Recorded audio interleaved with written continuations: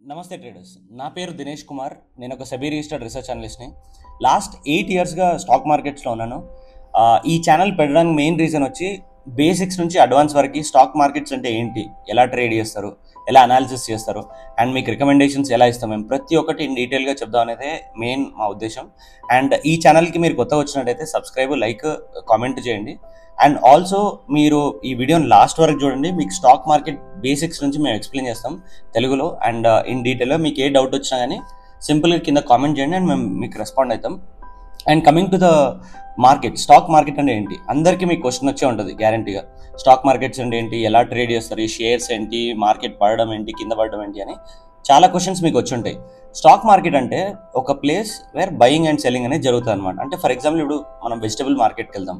ఎలాగైతే కూరగాయలు, onion, lemon, tomato ఇలా రకరకాల కూరగాయలు అమ్మడం కొనడం జరుగుతుందో అదేవిధంగా స్టాక్ మార్కెట్లో కూడా షేర్స్ అనేవి బయింగ్ అండ్ సెల్లింగ్ జరుగుతుంది. ఇప్పుడు ఫర్ ఎగ్జాంపుల్ మీరు స్టాక్ మార్కెట్లో షేర్స్ కొన్నారనుకోండి, మీకు ఒక పార్ట్ ఆఫ్ పోర్షన్ అనేది మీకు వస్తుంది. ఇప్పుడు ఫర్ ఎగ్జాంపుల్ మీరు ఎన్నో కంపెనీస్ విని ఉంటారు, మీరు డైలీ యూజ్ చేసేవే. ఫర్ ఎగ్జాంపుల్ రిలయన్స్ కానీ, కోల్గేట్ కానీ, డాబర్ కానీ, లేకపోతే ఎల్జీ కానీ, ఇలా చాలా కంపెనీస్ ఉన్నాయి కదా. ఈ కంపెనీస్లో మీరు ఫర్ ఎగ్జాంపుల్ షేర్ హోల్డర్ అంటే మీరు సింపుల్గా ఒక పార్ట్ ఆఫ్ ఒక షేర్ అయినా, 2 షేర్స్ అయినా, ఒక 10 షేర్స్ అయినా మీరు కొన్నప్పుడు మీకు ఏమైందంటే మీకు అందులో ఒక ఈక్విటీ వస్తుంది. ఈక్విటీ అంటే ఒక భాగం, ఒక part. So you will become a part of the company అనమాట.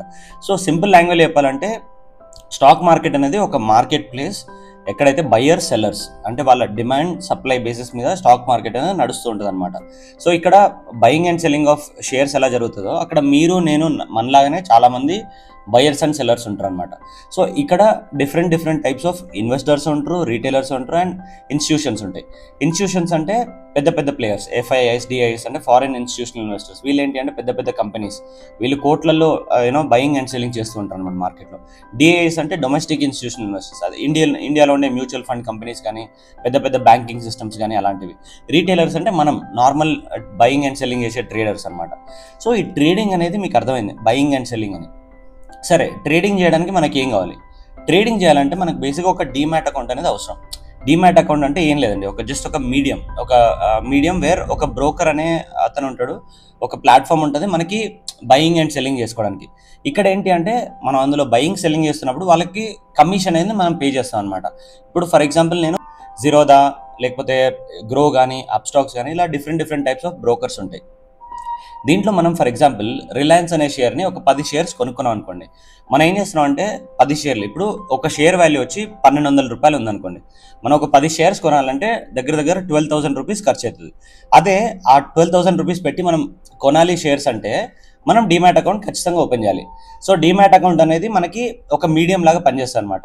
ఓకే, సో ఇదన్నీ రెగ్యులేట్ చేయడానికి మనకి national stock exchange, Bombay stock exchange 2 intermediaries ఉంటాయి అన్నమాట.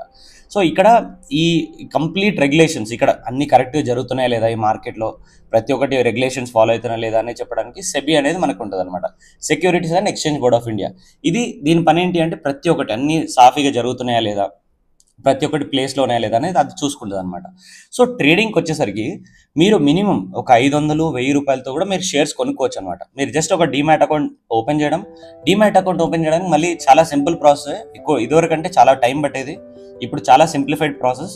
మీరు జస్ట్ మీ పేరు పైన మీ పాన్ కార్డు, మీ ఆధార్ కార్డు, మీ basic bank details, bank statement ఇవన్నీ సబ్మిట్ చేస్తే మీకు వితిన్ 1 or 2 డేస్లో డీమ్యాట్ అకౌంట్ అనేది ఓపెన్ అయిపోతుంది. ఫర్ ఎగ్జాంపుల్ ఇక్కడ నేను చెప్పినట్టు మీరు జిరోదాలో అకౌంట్ ఓపెన్ చేశారు అనుకోండి. సో అందులో మీరు 12,000 ఇన్వెస్ట్ చేసి ఆ షేర్స్ అనేవి చాలా సింపుల్గా మీ అకౌంట్ ఓపెన్ అయిన తర్వాత రిలయన్స్ అనే షేర్ని టైప్ చేసి, RIL అని టైప్ చేసి మీరు నార్మల్గా 10 షేర్స్ బై అనే దగ్గర 10 షేర్స్ అని క్లిక్ చేస్తే మీ షేర్స్ అనేవి లోడ్ అయిపోతాయి అనమాట. సో బేసిక్లీ ఈ షేర్స్ అనేవి మీరు ఫర్ ఎగ్జాంపుల్ జస్ట్ చెప్పినట్టు మీరు షేర్స్ కొన్నప్పుడు మీకు ఒక భాగం అనేది వస్తుంది అనమాట. You will become part of the company, అంటే మీకు ఆ కంపెనీలో ఓనర్షిప్ అనేది వస్తుంది అనమాట, ఒక పార్ట్ ఆఫ్ ఓనర్షిప్. సో ఇక్కడ ట్రేడింగ్ అండ్ ఇన్వెస్టింగ్ అనే 2 డిఫరెంట్ టైప్స్ ఉంటాయి. ట్రేడింగ్ అంటే డైలీ రీటైలర్స్, అంటే బయింగ్ అండ్ సెల్లింగ్ డైలీ చేసేవాళ్ళు. వీళ్ళు ఏంటి అంటే చిన్న ప్రాఫిట్స్ కోసం, అంటే ఫర్ ఎగ్జాంపుల్ ఇప్పుడు రిలయన్స్ 1200 నుంచి 1250 వరకు వెళ్ళింది అనుకోండి. సో ఆ 50 రూపీస్ ప్రాఫిట్ ఆ 50 రూపీస్ ప్రాఫిట్ని బుక్ చేసుకోవడానికి వాళ్ళు ఆ రోజే బుక్ చేసుకుంటారు అనమాట. వీళ్ళు ఎక్కువ కాలం వెయిట్ చేయరు. సరే, ఇన్వెస్టర్స్ అంటే ఏంటి అంటే, ఇప్పుడు నేను 1200 దగ్గర కొనుక్కున్నా, ఇది నేను లాంగ్ టర్మ్కి ఇన్వెస్ట్ చేస్తున్నాను. అంటే ఫర్ ఎగ్జాంపుల్ 1 సంవత్సరమో 2 సంవత్సరాలు 3 సంవత్సరాలు ఒక లాంగ్ టర్మ్ పర్స్పెక్టివ్లో నాకు కొన్ని నెలలో సంవత్సరాల తర్వాత ఈ కంపెనీ అనేది పెరిగిన తర్వాత ఆ 1200 2000 అవ్వచ్చు, లేకపోతే 1500 అవుతుందా 3000 అవుతుందా అనే దాన్ని ఫ్యూచరిస్టిక్గా ఒక పాజిటివ్ హోప్తోనే దీన్ని హోల్డ్ చేయడం అనమాట. దీన్ని ఇన్వెస్టింగ్ అంటారు. సో ట్రేడర్స్ ఇన్వెస్టర్స్లో డిఫరెన్స్ ఏంటి అంటే, ట్రేడింగ్ అనేది చాలా రిస్కీ. ఎందుకంటే ప్రాఫిట్స్ ఎలా వస్తాయో లాసెస్ కూడా అలానే ఉంటాయి. ఎందుకంటే వాళ్ళకి డే టు డే బేస్డ్ ఒక బిజినెస్ లాగా ట్రేడ్ చేసి ట్రేడింగ్ అనేది చేస్తూ ఉంటారు అనమాట. ఇందులో రకరకాల ట్రేడింగ్ టైప్స్ ఉంటాయి. ఒకటి ఇంట్రాడే ట్రేడింగ్, అంటే అదే రోజు బై చేస్తారు, అదే రోజు సెల్ చేస్తారు. ఇంకొకటి వచ్చి స్కాల్పింగ్ అని, ఇదైతే సెకండ్స్లో బేసిక్గా ఇప్పుడు ట్రేడ్ ఎంటర్ అవుతారు, ఒక 5-10 మినిట్స్ లోపలనే ఎగ్జిట్ చేస్తారు అనమాట, మేబీ 2-3 మినిట్స్ ఆల్సో. అండ్ ఇంకోటి స్వింగ్ ట్రేడింగ్. స్వింగ్ ట్రేడింగ్లో ఏంటి అంటే, వాళ్ళు ఒక ట్రేడ్ తీసుకుని ఒక 2-3 డేస్ లేకపోతే ఒక 3-4 డేస్ హోల్డ్ చేసి తర్వాత ఎగ్జిట్ చేసేస్తారు. సో ఇలా different types of trading styles ఉంటాయి. ఇంకోటి డెలివరీ ట్రేడింగ్ అని కూడా ఉంటుంది. డెలివరీ ట్రేడింగ్ అంటే ఏంటి అంటే, నేను ఇందాక చెప్పినట్టు ఇన్వెస్టర్ పర్స్పెక్టివ్. అది మీరు ఒక షేర్ని కొనుక్కుంటారు, కొన్ని మంత్స్ సంవత్సరాలు హోల్డ్ చేసి తర్వాత ఎగ్జిట్ చేస్తారు అనమాట. సో మార్కెట్ అనేది పెరగడం కింద పడడానికి 2 కారణాలు ఉంటాయి బేసిక్గా. ఒకటి, ఫర్ ఎగ్జాంపుల్ ఇప్పుడు ఒక స్టాక్ ఉంది, రిలయన్స్ లాంటి స్టాక్. ఈ స్టాక్ అనేది 1200 నుంచి 1500 వరకు వెళ్ళింది అంటే మేజర్ రీజన్ వచ్చి డిమాండ్ అనమాట. సో ఇక్కడ బయర్స్ అనే వాళ్ళు ఎక్కువ ఉన్నారు, అంటే ఎక్కువ ఇంట్రెస్ట్ చూపిస్తున్నారు సెల్లర్స్ కంటే. సో ఎక్కడైతే డిమాండ్ అనేది ఎక్కువ ఉంటుందో ఆటోమేటిక్గా ప్రైస్ పెరుగుతుంది. ఇప్పుడు ఫర్ ఎగ్జాంపుల్ రిలయన్స్ అనే షేర్కి డిమాండ్ లేదనుకోండి, అంటే ఎక్కువ మంది అమ్మడానికి రెడీగా ఉన్నారనుకోండి, ఏదో ఒక బ్యాడ్ న్యూస్ వచ్చో లేకపోతే ఆ స్టాక్లో అంత ఫ్యూచరిస్టిక్ వాల్యూ లేదు అనే ఒక ఫీలింగ్ వల్ల సెల్ చేసినా మన స్టాక్ అనేది పడిపోతుంది అనమాట. సో మార్కెట్ అనేది పెరగాలి అంటే డిమాండ్ ఉండాలి, అండ్ సప్లై అనేది బేసిక్గా మనకి ఎప్పుడు వస్తుంది అంటే, ఎప్పుడైతే నార్మల్గా సెల్లర్స్ ఎక్కువ ఇంట్రెస్ట్ ఉంటారో అప్పుడు మార్కెట్ పడడం జరుగుతుంది అనమాట. సో పెరిగే మార్కెట్ని బుల్ మార్కెట్ అంటారు, పడే మార్కెట్ని బేర్ మార్కెట్ అంటారు. సో ఇప్పుడు పెరిగే మార్కెట్ అంటే, ఇప్పుడు ఫర్ ఎగ్జాంపుల్ మీరు చాలాసార్లు వినే ఉంటారు కదా, నిఫ్టీ 200 పాయింట్లు పెరిగింది, సెన్సెక్స్ 500 పాయింట్లు పెరిగింది అని. సో ఇక్కడ పాయింట్ ఏంటి అంటే, ఆ పెరిగే మార్కెట్ని బుల్లిష్ మార్కెట్ అంటారు. అంటే బుల్లిష్ అంటే, బుల్ అనేది రిప్రజెంటేషన్ ఏంటి అంటే మార్కెట్ని పైకి తీసుకెళ్తుంది అని. సిమిలర్ వేలో బేర్ అంటే బేరిష్ మార్కెట్, అంటే మార్కెట్స్ పడుతున్నాయని. సో ఇక్కడ ఏంటి అంటే బేర్ స్ట్రాంగ్ ఉన్నాయని చెప్పి, అంటే మార్కెట్ కిందకి పడేస్తుంది అని. సో బేర్ అనేది ఎలా అయితే క్రాల్స్ ఇలా కిందికి అంటుందో మార్కెట్ని, అదే విధంగా మార్కెట్ కింద పడుతుంది అని. సో ఇక్కడ ఈ మార్కెట్లో ఏంటంటే బుల్కి బేర్కి జరిగే ఫైటే బేసిక్గా స్టాక్ మార్కెట్. 3 రకాలు ఉంటాయి బేసిక్గా: bull market, bear market, sideways. Sideways అంటే మార్కెట్ చాలాసార్లు ఏమవుతుందంటే కన్సాలిడేషన్ జోన్ అని ఉంటుంది అనమాట. స్టాక్ అక్కడక్కడే ట్రేడ్ అవుతుంటుంది, 1210 నుంచి 1215 అదే రేంజ్లో చాలాసేపు ట్రేడ్ అవుతుంటుంది అనమాట. దీన్ని సైడ్ వేస్ మార్కెట్ అంటారు. ఈ మార్కెట్లో పెద్దగా ప్రాఫిట్స్ ఏం చేయలేరు. ఇది ఎలా అంటే స్కాల్పర్స్కి చాలా ఉపయోగపడుతుంది, ఎందుకంటే వాళ్ళు ఆ చిన్న షార్ట్ పొజిషన్ కోసం చూస్తుంటారు అనమాట, షార్ట్ ఆపర్చునిటీ కోసం వాళ్ళకు ఉపయోగపడుతుంది. ఒకవేళ మీరు ఇంట్రా ట్రేడర్ అయితే డెఫినెట్లీ అది అంత ఇంపాక్ట్ఫుల్ ఉండదు అనమాట. సో ఇక్కడ నేను మీకు చెప్పినట్టు ఈక్విటీ ట్రేడింగ్ అనేది చాలా సింపుల్. మీరు ఒక 500-1000 రూపాయలతో ట్రేడింగ్ స్టార్ట్ చేయొచ్చు. బట్ వేరాస్ ఒకవేళ మీరు ఇందులో ఇంకా రకరకాలుగా ఉంటాయి అనమాట, ఆప్షన్స్ అని, ఫ్యూచర్స్ అని. సో ఇందులో ఏంటి అంటే ఇవి డెరివేటివ్స్ అంటే, ఇప్పుడు ఈక్విటీ అనేది ఎలా ఉందో, ఫర్ ఎగ్జాంపుల్ రిలయన్స్ అనే కంపెనీ గురించి మనం మాట్లాడుకున్నాం.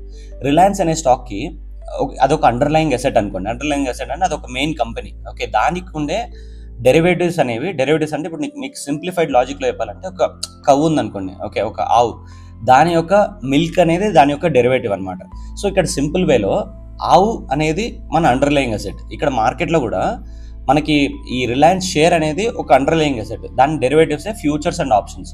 ఈ ఫ్యూచర్స్ అండ్ ఆప్షన్స్ అనేవి ఏంటి అంటే వీటికి ఎక్స్పైరీ అనేది ఉంటుంది అనమాట. ఇవి మీకు లాంగ్ టర్మ్ హోల్డ్ చేయడం కానీ అలా ఏమి ఉండదు అనమాట. మీకు బేసిక్గా మీరు మంత్లీ ఎక్స్పైరీస్ అని ఉంటాయి అనమాట. అంటే అది ఇప్పుడు ఫర్ ఎగ్జాంపుల్ మీరు మిల్క్ ప్యాకెట్ తీసుకున్నారు అనుకోండి, ఒక వారమో లేకపోతే 2 డేస్ 3 డేస్ తర్వాత ఒక ఎక్స్పైరీ ఉంటుంది. అది ఎక్స్పైరీ అయిపోయిందంటే దాని ఎక్స్పైరేషన్ అయిపోయినట్టు అది ఇంకా పడేయడమే. సిమిలర్లీ స్టాక్ మార్కెట్లో కూడా ఫ్యూచర్స్ అండ్ ఆప్షన్స్కి ఎక్స్పైరీ అనేది ఉంటుంది అనమాట. ఫ్యూచర్స్ అనేదాన్ని మీరు క్యారీ ఫార్వర్డ్ చేసుకోవచ్చు, బట్ వేరే ఆప్షన్స్ అనేది సేమ్ మిల్క్ లానే, ఖరాబ్ అయిపోయిన మిల్క్ లానే. సో దీనికి ఎక్స్పైరీ అనేది ఉంటుంది అనమాట. ఇప్పుడు నిఫ్టీకి వచ్చేసరికి ప్రతి వారం నిఫ్టీకి ఎక్స్పైరీ ఉంటుంది. Okay, every Thursday. Coming to ఇది మన బ్యాంక్ నిఫ్టీ కానీ మిగతావి, వీటికి ఏంటి అంటే మంత్లీ ఎక్స్పైరీ ఉంటుంది అనమాట. సో మీకు ఈ డౌట్ రావచ్చు, ఈ నిఫ్టీ ఏంటి, బ్యాంక్ నిఫ్టీ ఏంటి, సెన్సెక్స్ ఏంటి అని.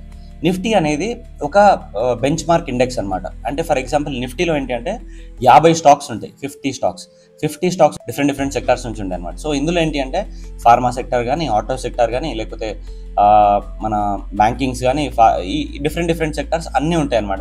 అన్నిట్లో బెస్ట్ స్టాక్స్ ఏవైతే ఉంటాయో అందులో నుంచి బెస్ట్ వెయిటెడ్ స్టాక్స్ ఏవైతే ఉంటాయో అవి మాత్రం తీసుకుంటారు అనమాట.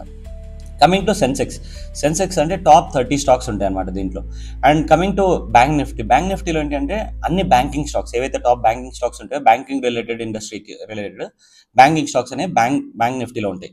సో ఇందులో ఏంటి అంటే మీరు ఈ బ్యాంక్ నిఫ్టీ అనేది డైరెక్ట్గా కొనలేరు, ఐదర్ ఫ్యూచర్స్ ఆర్ ఆప్షన్స్. ఇది ఒక స్పాట్ బేసిస్ మీద వర్క్ అవుతుంది అనమాట. సో ఇక్కడ వరకు మీకు అర్థమైంది అనుకుంటున్నాను. And coming to trading, so trading చేయడానికి నేను చెప్పినట్టు మీకు ఒక డిమాట్ అకౌంట్ అనేది అవసరం. మనం ఇప్పుడు సింపుల్ వేలో మనం ఏవైతే మాట్లాడుకున్నామో అవి మళ్ళీ ఒకసారి రిపీట్ చేద్దాం, సో దట్ కన్క్లూజన్ పార్ట్ మీకు చాలా ఈజీగా అర్థం అవడానికి. సో బేసిక్గా స్టాక్ మార్కెట్ అనేది ఒక మార్కెట్ ప్లేస్, సిమిలర్గా ఒక వెజిటబుల్ మార్కెట్ లానే ఒక మార్కెట్ ప్లేస్. ఇక్కడ buying and selling of shares అనేవి జరుగుతాయి అనమాట. షేర్స్ అంటే ఏంటి? ఒక భాగం. కంపెనీ అనేది వాళ్ళకు ప్రాఫిట్స్ రావడానికి, ఓకే, వాళ్ళ కంపెనీని లిస్ట్ చేసుకొని, ఓకే, ఫర్ ఎగ్జాంపుల్ నేను ఒక కంపెనీ పెట్టాను అనుకోండి, నాకు ఫ్యూచర్లో నాకు డబ్బులు కావాలి కంపెనీ గ్రో చేయడానికి.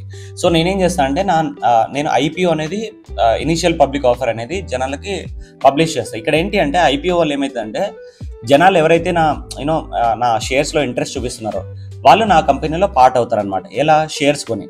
సో షేర్స్ కొన్నప్పుడు ఏంటి అంటే automatically they will become a part of my company. So ఇక్కడ నాకేమవుతుందంటే నేను డబ్బుల్ని రేజ్ చేస్తున్నా జనాల నుంచి, నాకు కంపెనీకి డబ్బులు వస్తాయి అనమాట మీరు షేర్స్ కొన్నప్పుడు. సో నేనేం చేస్తానంటే ఒకవేళ నా కంపెనీ బాగా పర్ఫామ్ చేసి ఒకవేళ ఫ్యూచర్లో మంచి రిటర్న్స్ వస్తే మీకు డివిడెండ్స్ రూపంలో, అంటే ప్రాఫిట్స్ అనేవి, నా ప్రాఫిట్స్ని మా ఇన్వెస్టర్స్తో పంచుకోవడానికి నేను డివిడెండ్స్ రూపంలో, లాంగ్ టర్మ్ ఇన్వెస్టర్స్కి డివిడెండ్స్ అనే రూపంలో ఇస్తానమాట. సో దాన్ని డివిడెండ్ అంటారు. సో ఇలా బోనస్ షేర్స్ కానీ డిఫరెంట్ టైప్స్ ఉంటాయి అనమాట. సో ఇంకా నెక్స్ట్ వచ్చేసరికి ట్రేడింగ్ అండ్ ఇన్వెస్టింగ్. నేను మీకు చెప్పినట్టు ట్రేడింగ్ అనేది బేసిక్గా ఇంట్రాడే ఉండొచ్చు, స్వింగ్ ట్రేడింగ్ ఉండొచ్చు, పొజిషనల్ ఉండొచ్చు. కమింగ్ టు ఇన్వెస్టింగ్, ఇది ఒక లాంగ్ టర్మ్ పర్స్పెక్టివ్, అంటే ఈ రోజు నేను కొన్ని సంవత్సరాలు వెయిట్ చేసి ప్రాఫిట్ అయ్యేదాకా నేను దాన్ని హోల్డ్ చేస్తాను అనమాట.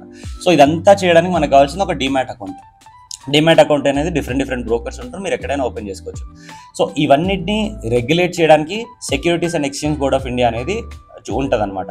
సో దీన్ని ఇప్పుడు ఎన్ఎస్సి బిఎస్సి అనేది ఏంటి అంటే ఇంటర్మీడియరీస్ అనమాట. ఇవే main, national stock exchange and Bombay stock exchange. మరిన్ని స్టాక్ మార్కెట్ వీడియోస్కి మమ్మల్ని ఫాలో అవ్వండి అండ్ మమ్మల్ని సబ్స్క్రైబ్ చేయండి. అండ్ ఆల్సో మీకు ఏదైనా డౌట్ ఉంటే కామెంట్ చేయండి ఖచ్చితంగా. అండ్ మీరు ఒకవేళ స్టాక్ మార్కెట్లో ట్రేడింగ్ చేసినట్టయితే, నేను ఒక సెబీ రిజిస్టర్డ్ రీసెర్చ్ అనలిస్ట్ని. ఇండియాలో, భారతదేశంలో 1500 మంది సెబీ రిజిస్టర్డ్ అనలిస్టులు ఉంటే మేము ఒకళ్ళం. అండ్ మాకు with proper certification, with proper ఎక్స్పీరియన్స్తో మాకు సెబీ రిజిస్టర్డ్ అనలిస్ట్ అనేది ఒక రెస్పాన్సిబిలిటీ ఉంది. మేము మీకు రికమెండేషన్స్ కూడా ఇస్తాం. మీరు మా టెలిగ్రామ్ ఛానల్ కూడా జాయిన్ అవ్వచ్చు, లింక్ బయోలో ఇస్తాను. అండ్ మరిన్ని మార్కెట్ వీడియోస్కి మమ్మల్ని ఫాలో అవ్వండి. అండ్ పూర్తిగా వీడియోని చూసినందుకు థ్యాంక్ యూ సో మచ్.